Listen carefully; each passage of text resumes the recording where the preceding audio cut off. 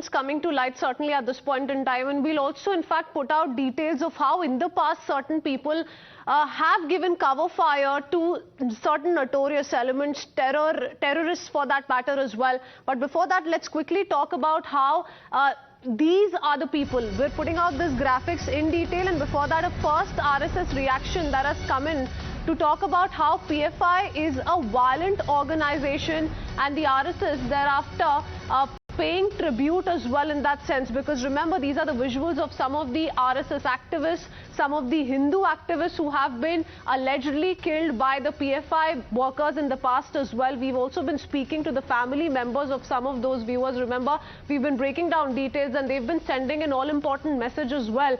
In fact, some have also been demanding as to why is this ban only been imposed for 5 years. It should be a lifelong ban on the PFI. But this is the RSS tribute.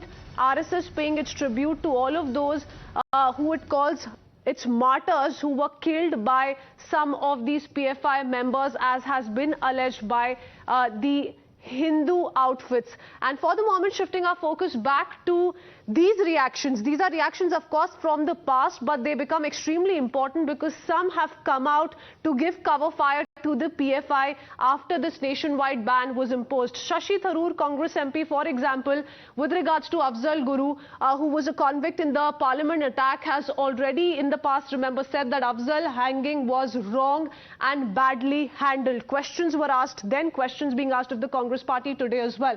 Sadad Owaisi, who today interestingly has called this a draconian act, back then with regards to Afzal Guru's hanging, had said that Afzal Guru did not deserve the gallows. So that's the kind of condemnation that came in from the AIMIM chief back then. If we talk about PDP chief Mehbooba Mufti, with regards to Burhan Wani, now remember, who's a Hizbul terrorist and his terror activities are known to all, said terrorist sons of soil, make efforts to save them. So hailing them as martyrs, calling them sons of soils in the past as well. Omar Abdullah also in the past with regards to Burhan Wani had said that Burhan is an icon of disaffected community, essentially talking about how this has always been an attempt to single out, target one particular community, and this is from some of the mainstream political parties, politicians in Jammu and Kashmir.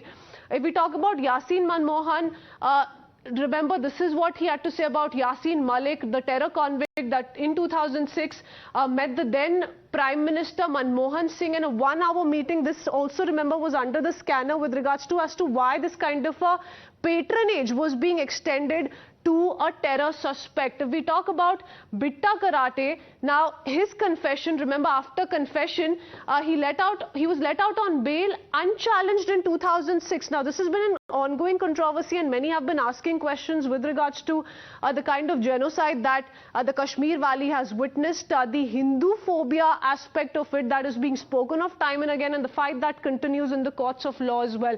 So these are the kind of responses essentially coming in, viewers.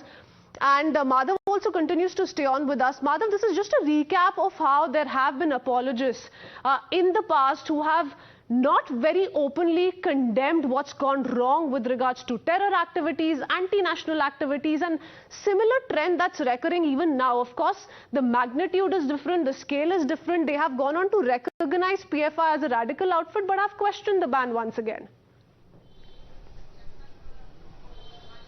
Well, the question is just this, that at the end of the day, one may have political difference or a difference of ideology, and one may have questions regarding any ideological mentor and may want to, in fact, even go ahead, and they are free to take action as far as courts of law or agencies are concerned by filing complaints in the requisite fora and taking the appropriate action. But the question is this, that all of that does not change the fact that these organizations are involved in extremely violent acts, murderous acts at that. Over a dozen murders that PFI has directly been associated with various violent acts, including the chopping of the hand of Professor Joseph in Kerala, to murders on campus. In fact, the Campus Front of India had not murdered a BJP person, but had in fact gone ahead and murdered, a left union leader in Cochin in Kerala. So the issue is this, that such organizations which are engaging in violent acts and their ideology allowing it, can that be something that can be condoned? Let's take this across to Imran, who is joining us. Our reporters are also joining us at the moment. We have with us Mohit Bhatt